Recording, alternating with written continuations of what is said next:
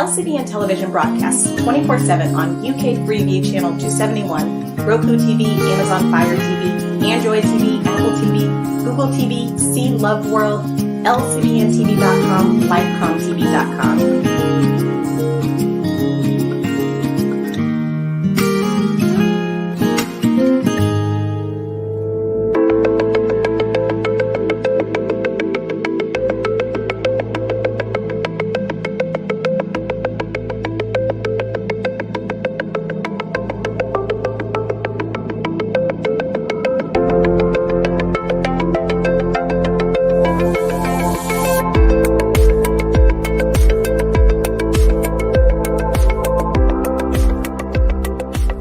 Good evening and welcome to another episode of Conversations with Lydia. My name is Lydia Khalil. Today we are going to be talking about something that is quite prevalent. We hear a lot about it, but I've got with me a colleague, a friend, a sister who is going to talk about it. So we are hearing it from a professional point of view. Her name is Rita Ede. Please join me as we welcome Rita. Thank you, Lydia. Okay. Thank you. First of all, talk a little bit about yourself and then we'll talk about the topic for today. Right. A little bit about me. I'm a counselor, psychotherapist, coach, author, mother, woman, human being. Girl, woman, other. We're plugging the book. Okay, that's a lot of balls, or a lot of. I always imagine when people say all these things, it's like holding a cluster of balloons, and all of them's got a title. So, and they go in, I think, varying orders as to where you are now. So the therapist probably comes first, and then all the others after. Okay. So you're a mom, you've got 3 grown-ups. Yeah. Yep. Okay. 3 young adult kids. Yep. Which is a lot managing, managing a lot of independent minds. Yes. All right. Great. What took you on the route to training to be a therapist, counselor, whatever and a coach? Yep. So I first engaged with counseling as a client. Mm-hmm. I was going through some, I don't even know how to describe it, but there was stuff going on that I thought, you know what, I think it would be good to engage with some professional support in this, to help me untangle what I was going through at the time. Mm-hmm. So that was my first encounter with counseling, and I loved it. Okay. I mean, at the time, I didn't know I loved it. I didn't know I loved it. So it was later looking back, I was like, yeah. Okay, so it was when you got the result that you thought that was a good thing. Yes. Okay. Yes. All right. So my first encounter with the profession was as a beneficiary, as a client. Okay, so you went. Your first was not, because a lot of times people hear about it. So what actually made you make that choice? Why did you choose that route? Because most people would go to a friend. They'll go to. Why I went to a therapist? Why you chose somebody outside your support system? At the time, there was a lot going on. I felt rather confused and a bit lost. And it wasn't for lack of having friends and these other support systems.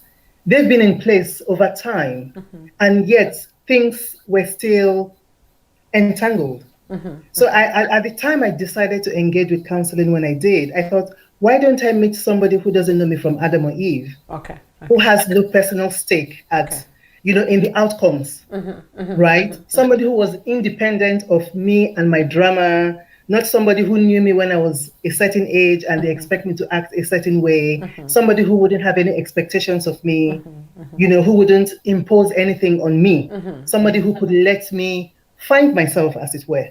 Okay. So it was a neutral, non-judgmental open, like, space. Okay. Whereas my friends would have an agenda out of care for me, right? But they had their own perspective of how things ought to be, or they had their own explanations around things that might not necessarily be what was me. Yeah. So it turned out that I'm able to explain it more now. At the time, I just felt I needed somebody else. Yeah. I needed something else. So I discovered now that what I needed was that space where, as I explored with somebody who was open and could hear anything, as I explored with somebody who could listen to me, I was therefore able to listen to myself. Okay, great. I like that. Yes. I was therefore able to listen to myself and gain some clarity around things that were that kind of cluttered in my mind up to that point. Yeah. Okay. Yes. I think what I find interesting is that a lot of times we are so used to our support systems in making decisions. And actually, I think minorities have the biggest support network. You know, it goes from siblings to friends that you've known forever, in-laws, cousins, and we believe that actually the village is enough. You know, the village can give you the answers, it can give you the wisdom, it can give you different perspectives.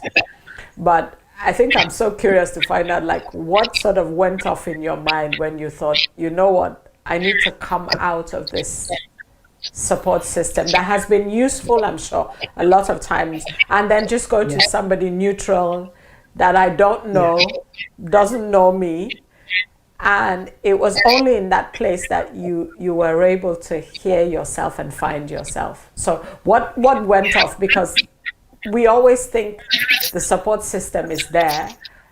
I don't need somebody else. The support system is there and the support system is great. However, my experience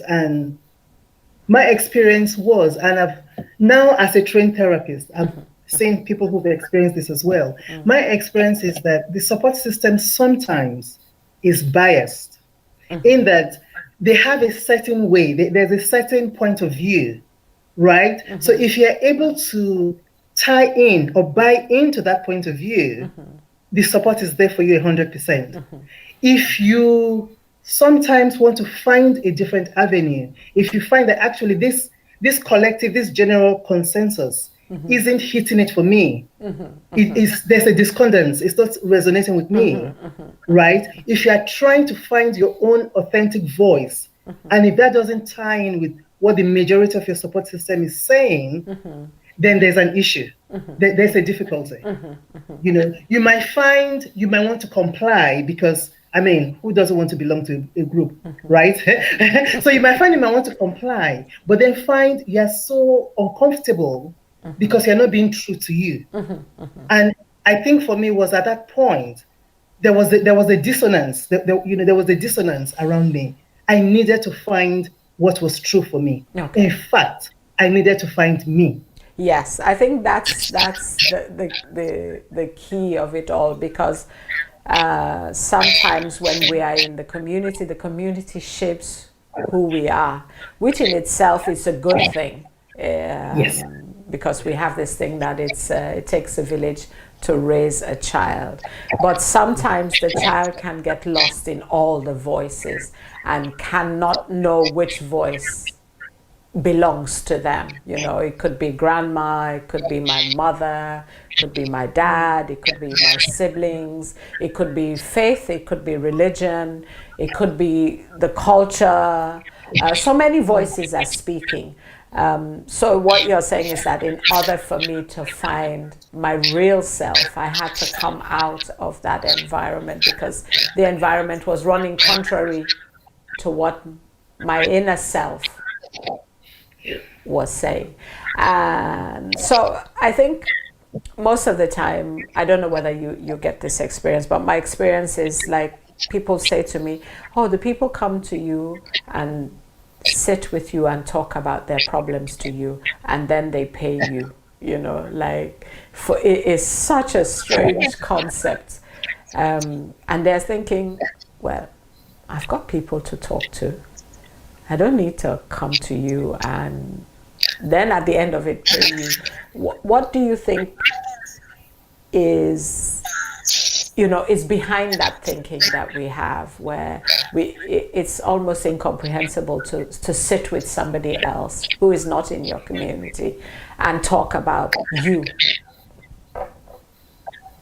Yeah, so it can be difficult sometimes for somebody who hasn't either experienced counseling or be familiar with how it works to understand, why would I pay to go talk to somebody when I have people I can talk to, right? Now, we have people we can talk to, of course, but are they always able to listen?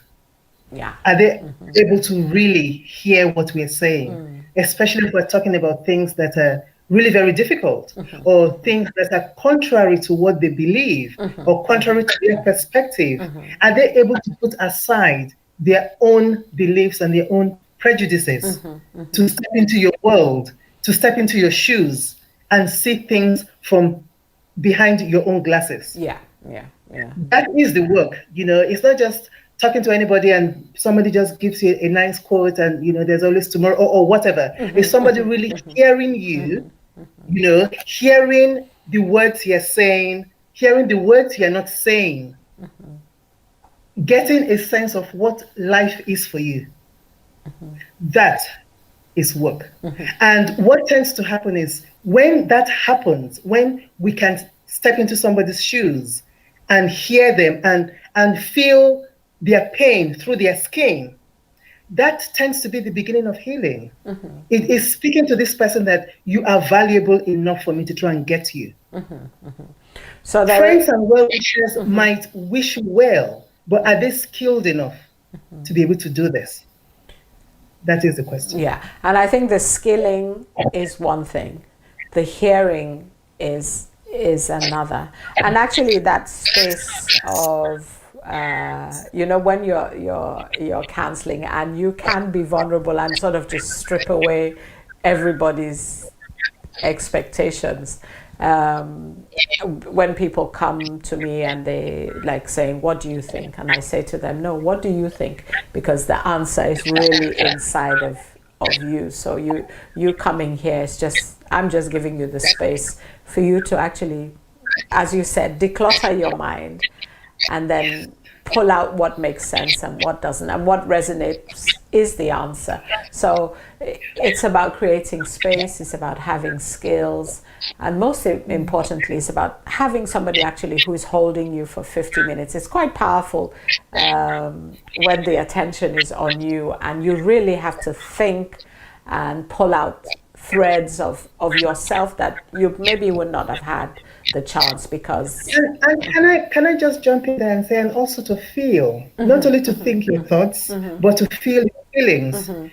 Sometimes we're so busy with whatever is going on, or we're so good at not getting in touch with how we feel, that when we're in the counselor's room and, okay, this is the time now, we get to feel. Yeah, we get to notice, to feel, and to understand. Yeah, because you're right in sort of everyday life and the buzzing. And a lot of times, I use this expression a lot, the show must go on. So yes, even if I'm hurting, for anybody, they might have to go to work. If they have children, the children need to be tended to. All the other draws and the expectations are met. So it's only actually in that time you sort of think and feel, you get permission, or you give yourself permission, or to feel actually, how does this all feel for me? How is the chaos affecting me? Am I tired or am I sad? So this idea of people going to therapy is quite intuitive. I think for you it was an intuitive thing. It was a thing that you said, actually, my support system is great, but I need somebody who is neutral. I need somebody who is outside them. And maybe that person will really hear me, because what I'm hearing is everybody else's interpretation, every person's advice, which is what therapists, we don't give advice. And of course, everybody's a stakeholder in your life, and they have an expectation as to how they want it to end. So everybody wants a good ending, but sometimes we like facades. Yeah. So it seems like a good ending, but underneath it, there isn't anything that one can really hold on to. Yeah. Okay. Quite. I guess that actually is sort of really breaking down the therapeutic relationship that people have with therapists and the journey. But I think today we're going to talk about something that is in some way, will you call it one of your specialisms? Or would you say it's something that you have it's an issue I have an interest in, I'm passionate about. Okay. So it's an interest of yours, and it's actually domestic abuse. Yeah. So we'll start if you actually just give us a definition, a basic definition of what domestic abuse is. I know we hear it a lot, and then we get the little ads on TV. So what is sort of a basic definition? Definitions, I don't know about the definition. Okay. That's very official. What's the official definition? The official and what your Yeah, I'll explain how I see what domestic abuse is. And this is a situation where there's a pattern of behavior by one partner. It could be people dating, it could be people living together, or people who are married, where one partner is using a pattern of behavior to try and control and exercise power over the other. And this can happen by words.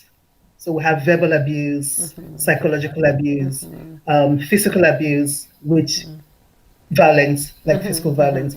Now, the words domestic abuse and domestic violence are used interchangeably in that arena. So with the criminal justice system, for instance, they use both interchangeably.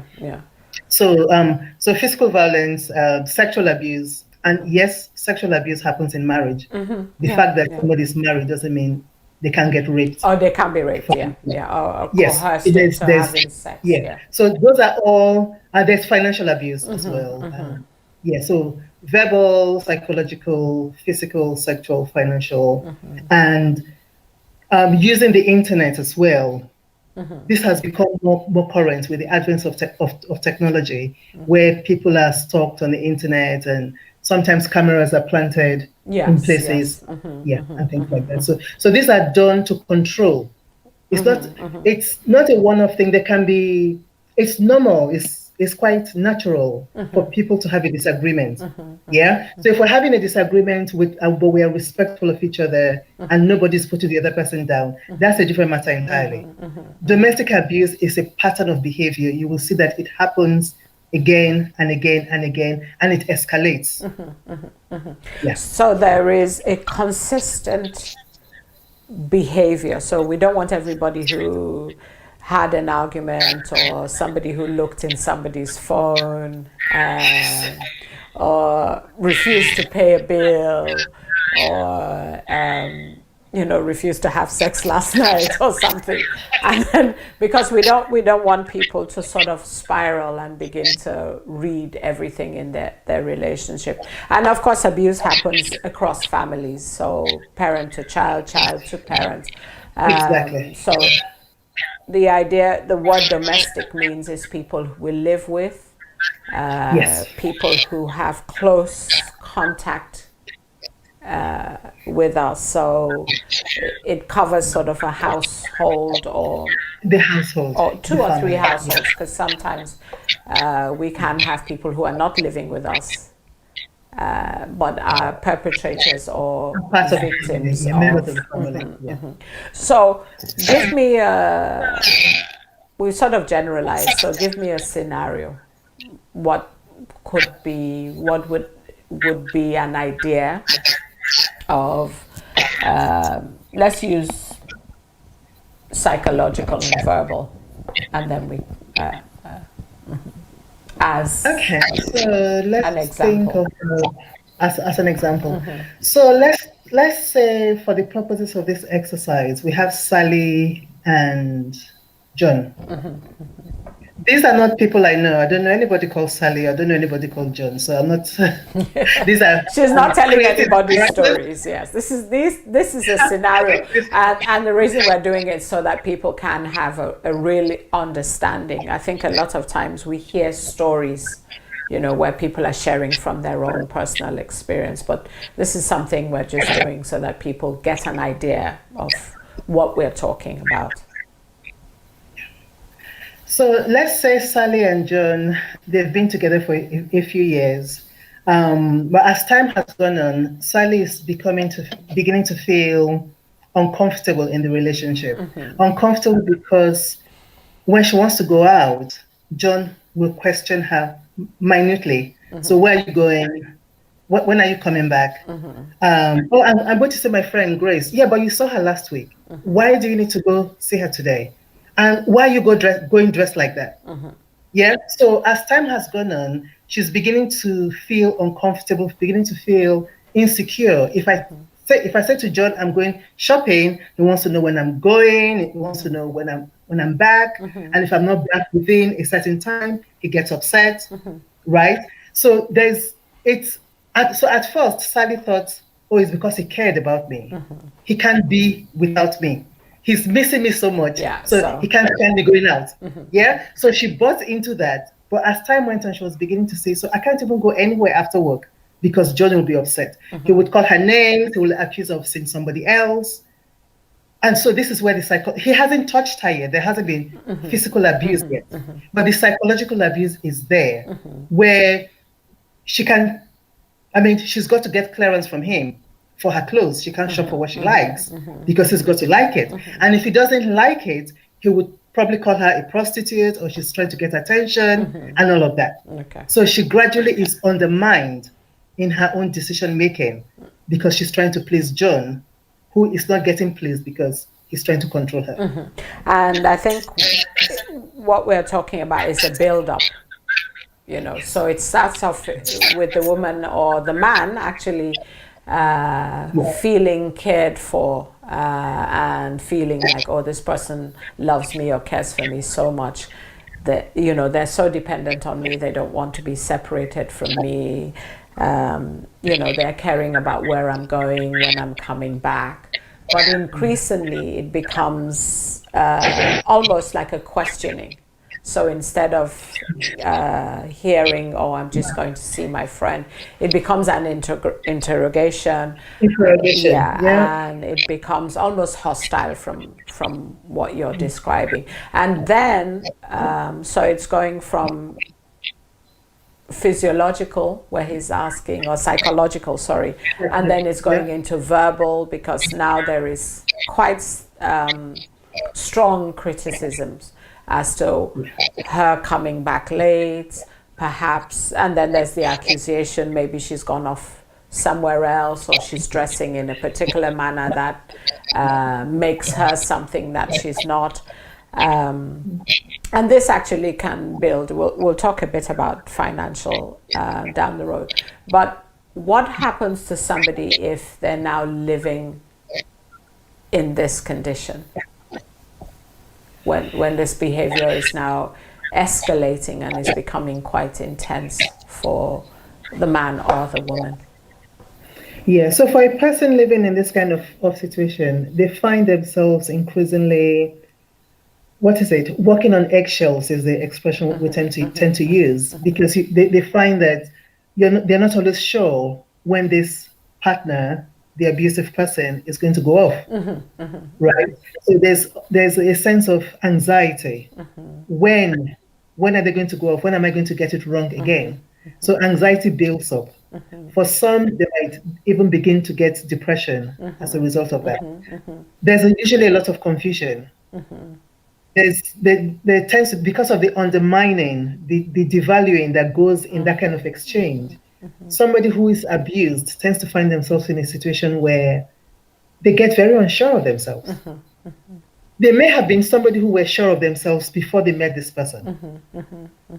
Haven't spent some time with them in this kind of interaction, they become very unsure. They begin to doubt themselves. They begin to second guess themselves. They begin to, it might impact their relationships with others. They might begin to retreat from friendships, especially if the partner attacks those friendships. Yeah. You're spending more time with your friends than me. So you mean you love your friends more than me. So to prove to them that you love them, you begin to withdraw from your friends or your family. You might find yourself isolated. Okay. Yeah. So anxiety levels go up. Fear is in it because now you're walking on eggshells, not quite knowing what is going to happen from one day or 1 minute to the next. So quite intense emotions. And what you're describing is that over a period of time, the person begins to lose their self-worth, their self-esteem. They become actually increasingly isolated because if they maintain all these, actually it might be too much trouble to sort of keep wanting to maintain the relationships they've had before, because now they can't freely have conversations, they can't freely go to people's homes. So this now continues for a long time, and this person, what is the long-term implications for somebody who is living like that? From a the implications can be dire, actually. The implications, sometimes people lose their lives in those relationships. I mean, it's not necessarily the case that, it's not necessarily because you wake up one morning and the abusive partner decides to kill. However, that does happen. There are cases where it escalates to the point where people are killed. There are also cases where it might not be a deliberate act of killing. It might be it escalated and then there was an accident. So things can happen that people lose their lives. There are other situations where somebody might get depressed because of these experiences and get suicidal and not find a way out. The mental health implications are dire in this kind of, if people live in this environment for too long. It's, And people will find ways of coping. So either they're drinking, or they might start taking drugs. They might they might go to the GP and now have to have medication to maintain their anxiety levels, to maintain the fear, to be able to sleep. I know in some cases I've heard where people are unable to sleep because they're so afraid of what might happen next, or their anxiety level is just off the wall because, things like even their cooking now, for women, where the man is saying that actually the food is burnt, it doesn't taste nice. And, it is actually a barrage of abuse. And so it can really strip somebody of the essence of who they are. You find that if I'm sure you have worked with women from domestic abuse, they can they are like left with only a shell of who they were, because a lot of stripping of their essence has been taken away. So let me just say something there, Lydia. Something comes to mind. When they begin to, what can happen when the abuser is attacking their partner? Sometimes they attack at the point of their strengths. Yeah, because as you said about the cooking, that reminded me, because and where it gets difficult is where somebody who found them, who knew they were good at cooking before they met this person, now they are being told every day that your food is rubbish. Yeah, you can see how terrible that is, because if the thing you knew you were good at now you're rubbish at. What about the other things you were already struggling Yeah. with? So the You things know? that you knew you were not that great with, and I think a lot of times when we see the adverts, especially now, it's going to. We see the adverts about abuse and children and women. We always imagine when we hear that word domestic abuse, imagine it to be domestic violence. So what we are describing now is not fists or belts being used. I think I want us to be clear about that. Not that that is less important, but it is possible that what we are talking about goes on more than the belts and the punches and the kicks and the slaps. I'm not, but I think I want us to say it so that people can check in with themselves and make sort of checklists as to, have I experienced this before, or am I experiencing this? Why psychological abuse is dangerous is you don't always see the evidence. You know, with the bells, with the physical beating, you can see the evidence. So if somebody has hit you last night, you wake up in the morning and you're swollen, you know, you're like, okay, this actually happened to me.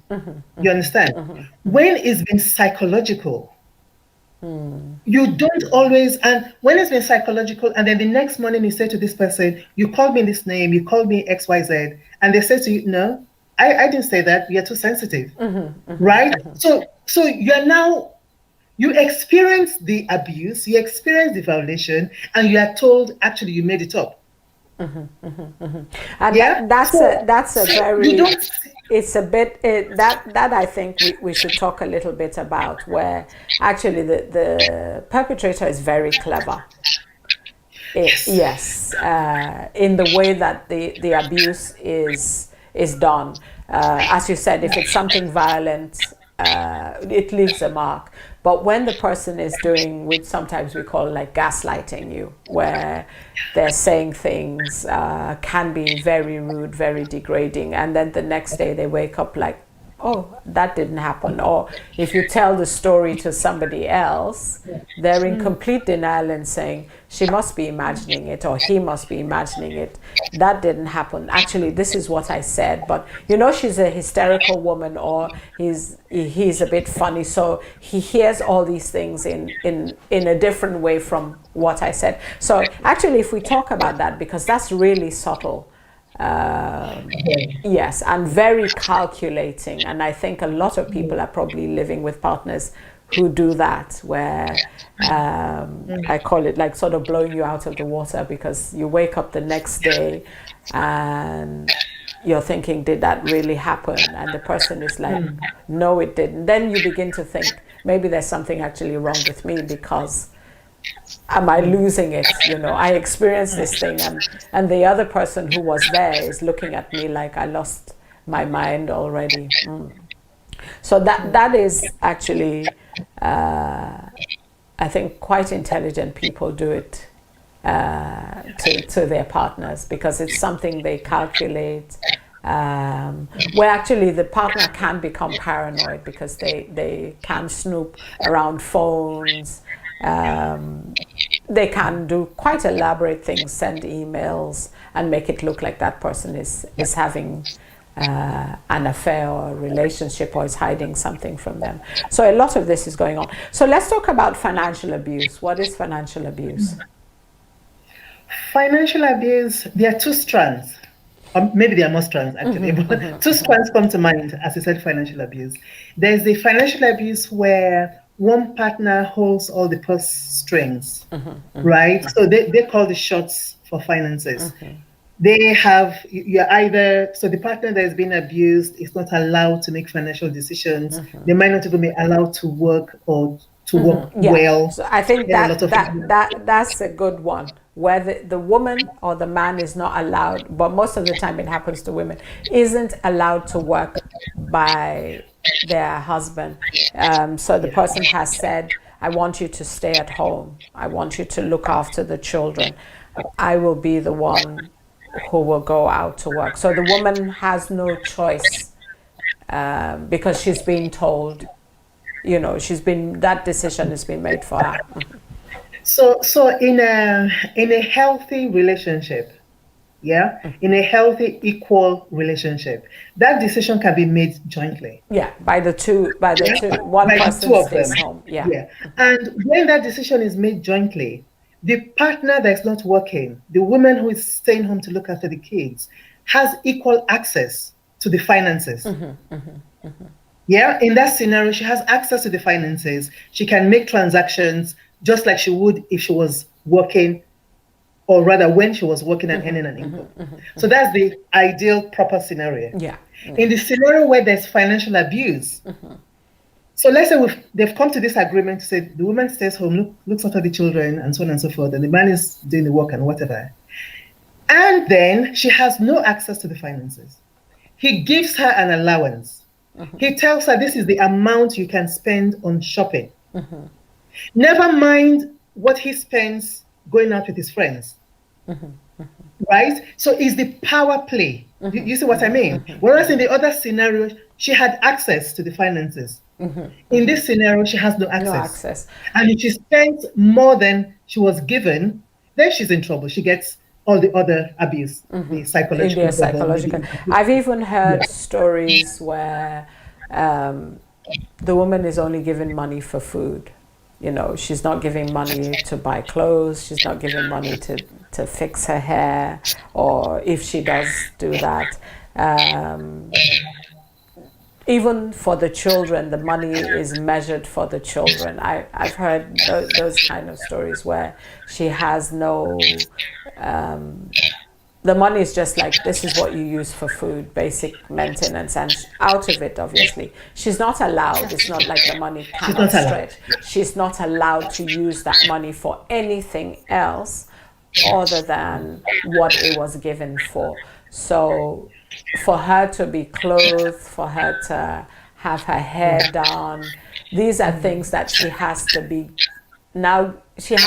ask again, and then the partner makes a decision as to whether he deems it necessary for her to buy clothes. And when we're talking clothes, we're not talking party clothes, I must emphasize. We're talking basic clothes, we're talking underwear. I've even heard stories where we're talking about personal things, deodorants, sanitary towels, really personal things where the woman doesn't have the permission to use the money that she's been given for those kind of things. So I think I want us to sort of break it down so that people understand exactly what we're talking about. So there's a scenario where a couple comes together, they agree, one person will stay home, the other person will be the breadwinner. The money's on the table for everybody. They make decisions together how they spend that money, how they save. But the other one, the woman is not allowed to work, and she doesn't have any power over the finances. She's given certain amounts for certain things, and those amounts must be adhered to. Okay. And there's also the other one you were going to go on. Yeah, and even before I go into the other one, even in this scenario where the woman isn't allowed money, right, there are also cases where the woman is working, where she is also working. Her income goes into the pot that he has control over. Yeah, so there's also the case where she's also contributing financially, but she doesn't have access to it. She doesn't have power to spend her own money. That money goes into this pot, and only one person is controlling the expenditure. Okay, and she has to take permission to spend even the money that she has earned. Okay, and the other scenario? So the other scenario of financial abuse is where the woman is doing all the work, earning all the money, and taking the financial responsibility for the household. She's paying the rent or the mortgage, she's paying the bills, she's paying the kids' finances or whatever. And the man is either working or not working or whatever, but whatever he earns, he uses for himself. Yeah. So in this other scenario, this woman is working herself to the ground, sometimes doing two jobs, to keep up with the family's bills. Sometimes he might take out a loan in the family name that she pays. That she has to Sometimes finance. he may rack up debts that she pays. So that's the other side of financial abuse, where yes, she's working, she has access to the finances, but she's overworking, Yeah. right? To carry the financial burden. Or of the to family. appease him. So he sort of has his own money, spends it or spends her money, and she cannot Yeah. she can't complain. There's also something you said earlier, which I know of, where the woman is not allowed to, even if she's allowed to work, she's not allowed to achieve in her work. She's only allowed to take on roles that are much lower than she would normally have taken, even though she's educated. So you would find somebody who is educated and can get a high-paying job is not permitted by a husband to do that. She can only get a job where she's paid quite low sums so that he can always be on top financially and developing as somebody. Okay, so these. There are also cases where if the woman insists that I'm going to get a job that I can, right? I'm going to aspire. Yeah. Where he might sabotage that work. Yes, I've Right? heard that So also. she has to go to work. She has to go this whatever level she's at. He might start a row the night before, for instance. Make sure she's not able to sleep. Make sure she's late for her appointments. Yeah, and just do things to sabotage her work. So she's either having to resign or agree that actually I'm not able to do this. Yeah. It's not that she's not able to do it. She's been sabotaged. Yeah. So he works out a way to disenable her, so she has Yes. no choice. And that's even in the case where the woman has sort of forced her way into saying, you know what, I'm going to get a job. Going to do that. Yeah, I'm going to get a job regardless of what you say. And all these, even though we are saying them in a scenario form, I can put my hand on my heart that I have met women across all these scenarios that we've talked about. I'm sure you have as well. Yeah. So even though we haven't talked about real, we haven't put names, but all these are real stories. They're real stories that belong to real women. Why do you think people stay in these relationships? What makes them stay?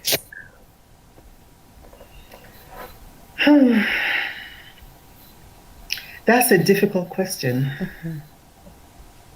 That's a difficult, and it's actually one question I don't like. The question really should be, why do people do that? Okay. Why does? Okay, so domestic abuse affects male and females, men and women. Yeah. I want to acknowledge that. Yeah. The majority of the case, though, it tends to be more men against women. Yeah. So the question will be, why does he do that? He does that, or if it's the other way around, she does that because they can get away with it. That's the simple answer. Okay. Right? If I can get away with something, I will do it. And because they can get away with it, it makes it that the system that makes it easy for them to get away with it makes it difficult for the woman or for the man, whoever is suffering the abuse, it makes it difficult for them to leave. Okay. So are you saying that actually one person feels, if I do this, I'm going to get away with it.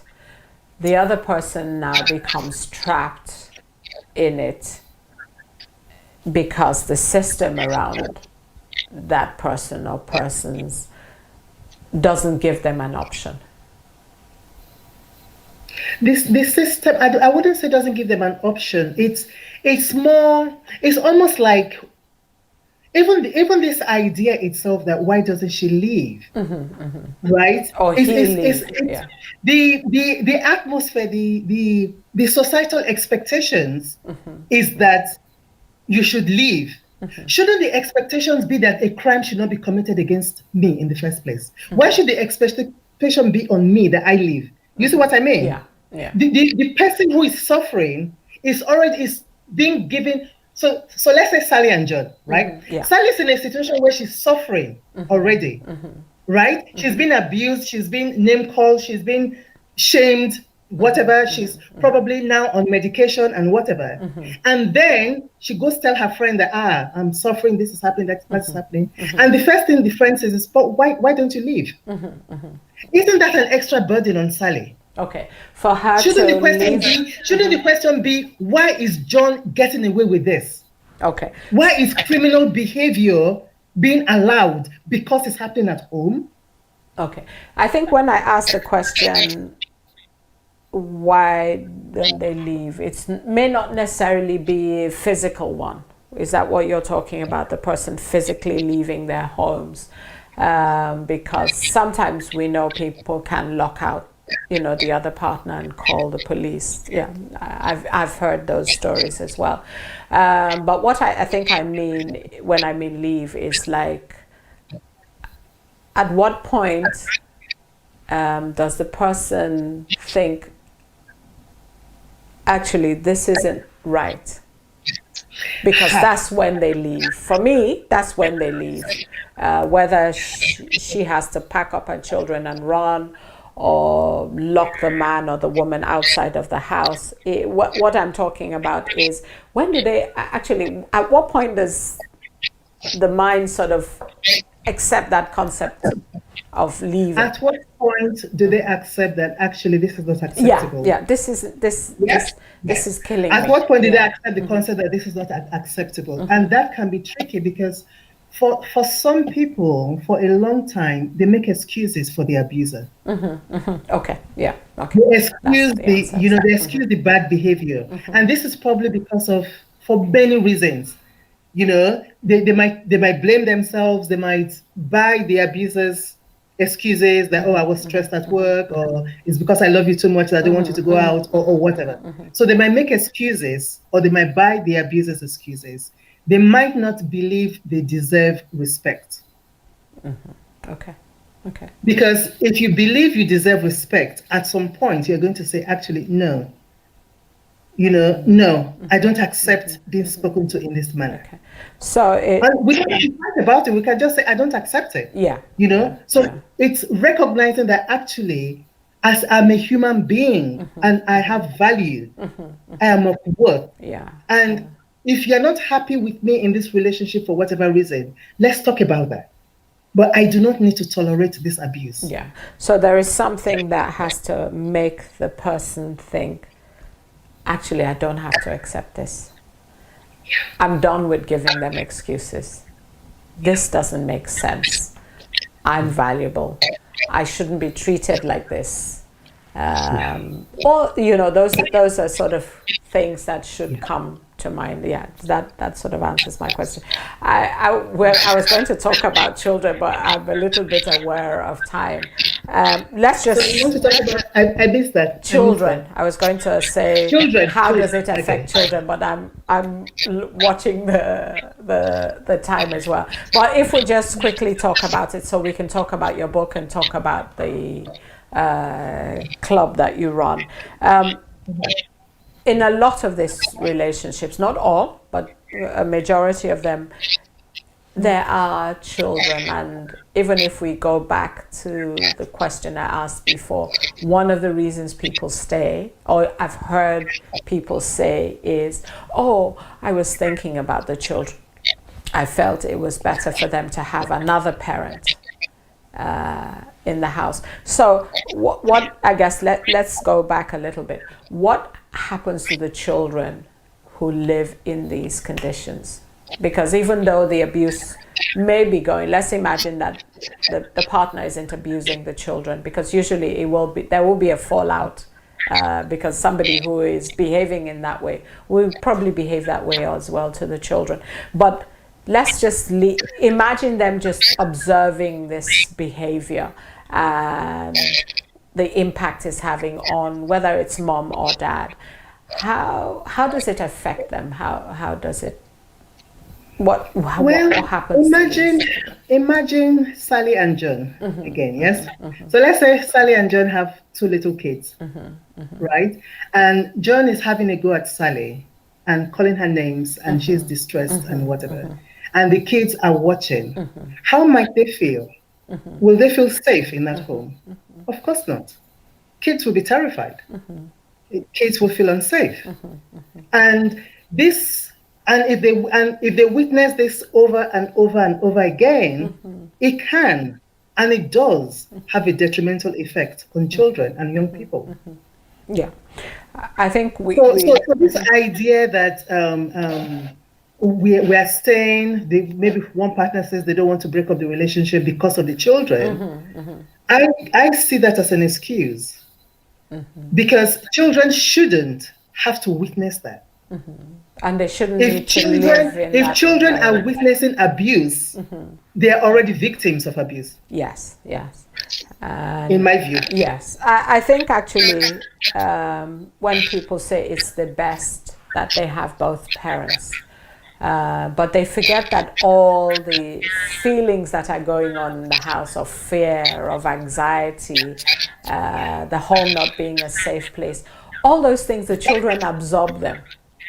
Yeah, they see the world from that way. If it's mom who's being abused, the girl might accept that abuse is what women are made to do. The young boy who will become a man might think, okay, it's okay if my mom accepted abuse. It must be all right for me also to abuse other women. So I think the impact that it leaves the children is much more than we thinking just having a presence of another parent is going to counteract the impact that, living in sort of in that environment is going to make up for, because we think just having the other parent that makes up for all the difficulty and the challenges and the abuse and the fighting and them being afraid. I know that children of parents where one is the abuser, the children are actually afraid of that parent most of the time, because they know he or she is going to kick off. And is capable of hurting them. It could also impact the children's own personal relationships. Oh yes. When they've experienced abuse amongst their parents, it can impact their own, as they grow older. Yes. When they grow up, yes, where they're now having their own relationships with the opposite sex, that will also influence, and it will in fact influence also the relationship in the home, parent to child, child to parent, and how the siblings now in fact relate. So it actually causes more damage than, mom might think she's taking it on and it's only happening to me, but it's happening to everybody in the family. Okay, I want to talk about your book before we run out of time. When I was looking, I can't say that I've read it all, but I think in chapter 3 there is something, if I can find it, which when I saw it I thought, okay, now I'm scrolling. Bear with me. I don't remember what was in chapter 3, so you tell I'll me. just read it. If I can find it, I highlighted it, but it's all gone now.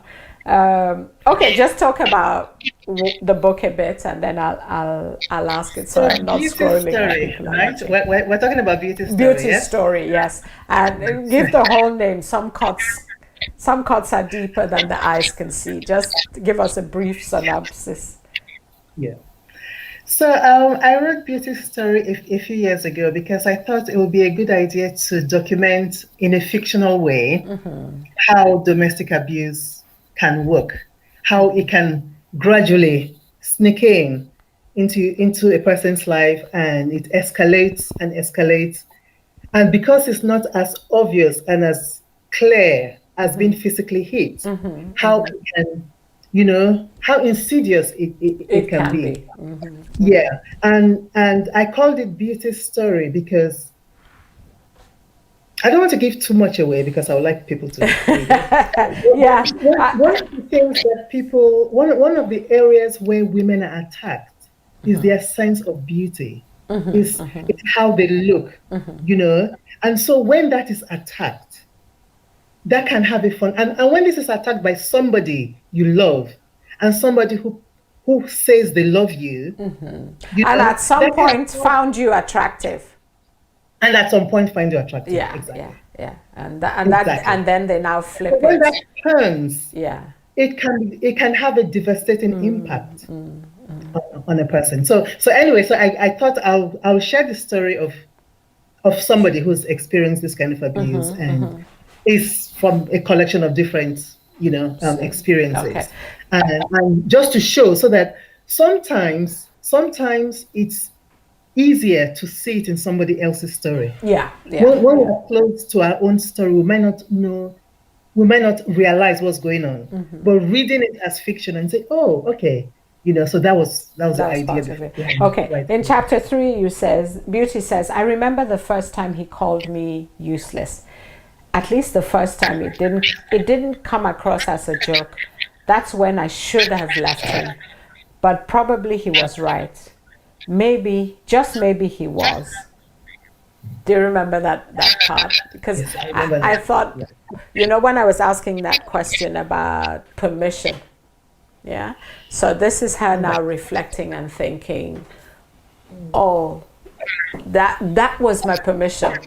You know, that's where I should have permitted myself to come out of the relationship. And now she's going into that place where she's doubting herself. She's going into the doubt. Maybe he was right.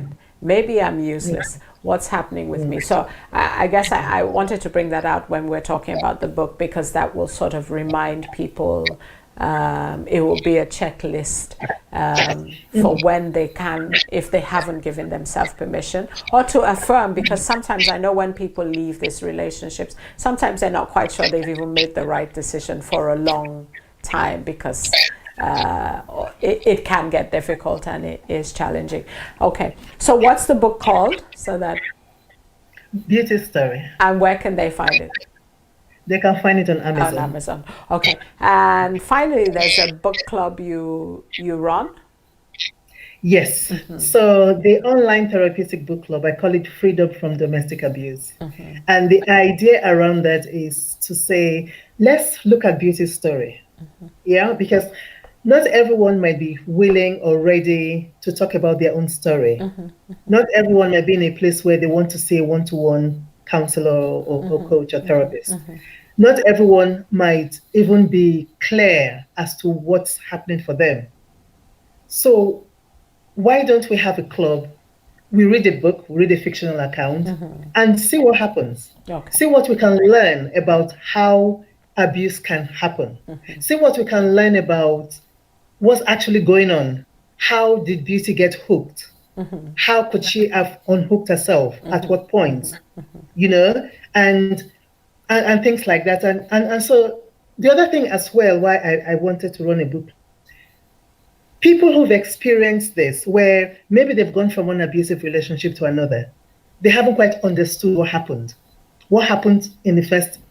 So maybe they might have 2 or 3 similar experiences with different names, different partners with similar experience. So why don't we get an understanding of this kind of behaviors? Yeah, of a pattern. Yeah. Okay. And so as we understand, we can make different choices. We can, you know, we can understand better, right? And also, there can be a lot of isolation when one has experienced abuse in relationships. People lose friends, you know, trust might be difficult because they've been let down by somebody who they trusted, you know. So learning these things in a club, in a group of other people, where you can feel safe, where you can be held, where you can be allowed to be yourself in a way that you're not usually allowed to be yourself in an abusive relationship, you know, where you can say what you want or say nothing if you don't want. So there's a healing in that communal environment while the learning is taking place as well. So it sounds interesting. It will help you know if you're in one.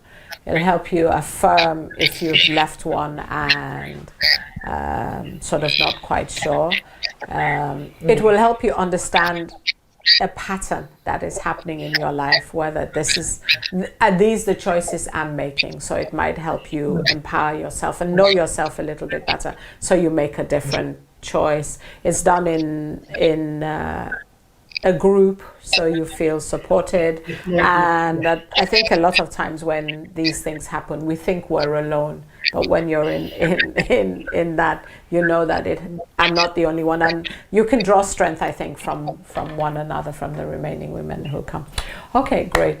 And also for those who might be worried that they might get into an abusive relationship. Okay, so this will give you, it will flag up stuff. Okay, thank you. What would you like to leave us with? What I would like to leave the audience with is to recognize that there is life after abuse. I know we spoke a lot about the difficulties, and even for the children, sometimes people have left the relationships and they fear that their children, oh my goodness, what's going to happen? There is life after abuse. There is healing. People do recover. Children do learn and recover and make different choices and behave differently from their parents. So I don't want anybody who's experienced this to go home thinking, oh my goodness, my life is over, or my children's lives are over. No, there is life after abuse. There can be a rich, fulfilling, beautiful life after abuse. Thank you, Rita. Thank you for sharing your expertise, even though you say it's an interest. And I'm sure we'll see you another time. Yes. Thank you. Thank you, Lydia. Thank you.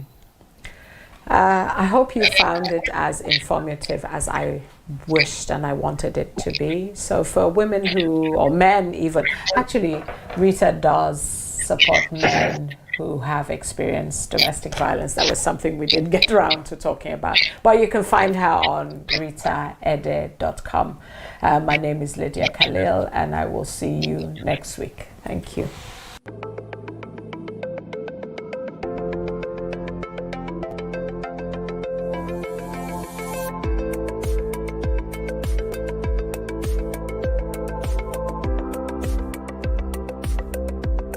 LCBN television broadcasts 24/7 on UK Freeview Channel 271, Roku TV, Amazon Fire TV, Android TV, Apple TV, Google TV, See Love World, LCBNTV.com, LifeComTV.com.